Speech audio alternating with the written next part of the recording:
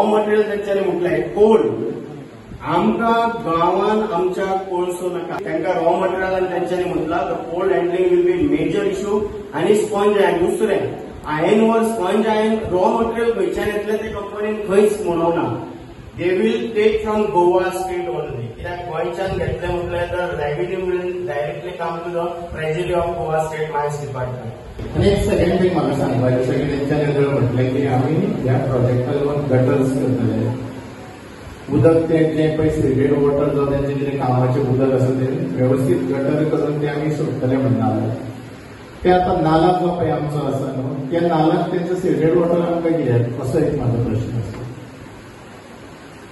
पिड्यार उदक ते आमच्या नाल्याक दिवन आमची जी पळय जनावरां आसा गायो म्हशी किंवा आमचे लोक जे उदक खातात नॅचरल उदक ते आमची ती वर्सां लोक ते उदक पावन जगत येयले